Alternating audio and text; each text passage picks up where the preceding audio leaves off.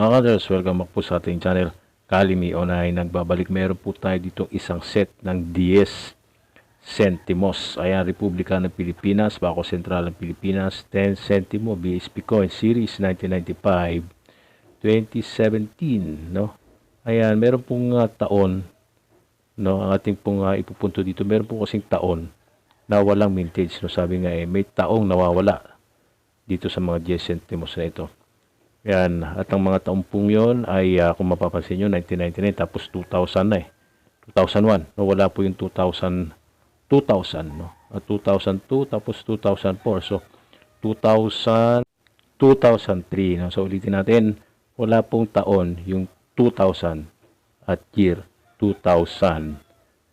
Ayan, tapos meron po siyang semi-hard to find dito, 1998, 1999, at wala nga po yung 2000 at 2003. 2 years ang nawawala dito. At mamaya i-check natin yan sa numista kung alam din ba ng mga numismatiko yan. Kasi minsan kasi baka hindi pa updated. Di po ba? Silipin lang muna natin yung features ng bariyang ito. Ayan siya. 1995-2017. 10 centimos. Copper plated steel ang kanyang composition. No? 23 gram. Maliit. No? Manipis din siya. Ayan. So orientation. Yung yellow, yung 1998, 1999, yung yellow ang legend niya ay semi-hard to find, sabi. Pero sa iba ay mahirap na pong makahanap itong mga centimos na ito kasi hindi naman na ito halos natin ginagamit. Kung bibili ka sa tindahan, ang pera natin ay 10. Kung meron tayong barya, piso lang. Halos yung 25 centimos nga, hindi na rin nagagamit. No? Sa mga groceries, siguro baka masuklian ka pa ng mga gantong mga 10 centimos. Kaya mahirap pong magbuo ng mga 10 centimos kagaya nito. At check natin ngayon sa numista. Ayan yung kanyang pictures. Pareho dun sa frame. O siyempre titignan yan. No?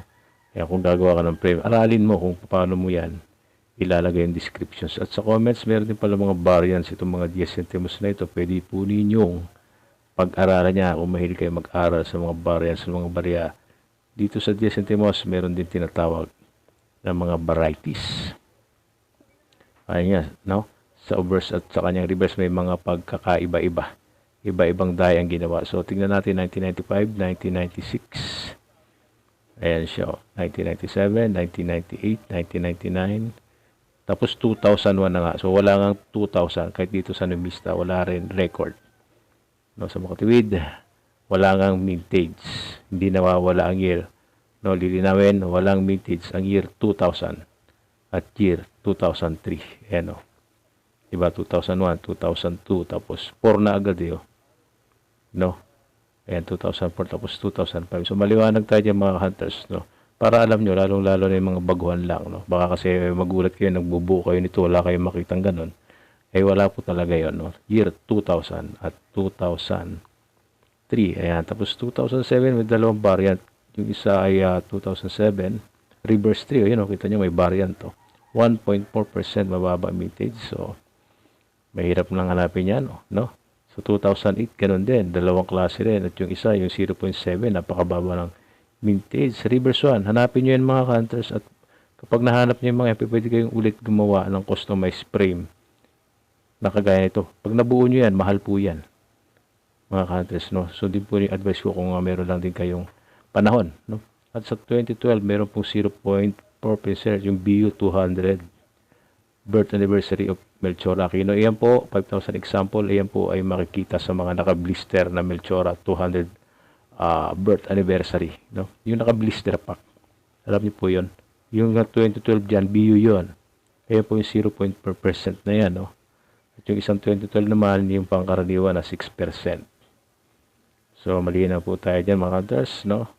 May mga variant din po ito. Mas maganda kung makompleto itong variance dito sa mga 10 centimos na ito. Pag nabuo nyo yan, no, maganda ang magiging value ng inyong frame. Ayan, tapos yan hanggang 2017. So, balikan natin itong mga BU. Nakakita na ako ng ganito yung mga BU na yan, no? Kasama yan sa blister pack ni Melchora Aquino 200 birth anniversary of Melchora Aquino. Alright, huwag kalimutang mag-follow and subscribe sa ating Facebook page, Kalimi Online. Ganon din sa ating YouTube channel. Mag-join and subscribe. Hanggang dito na lamang. God bless. I'm out.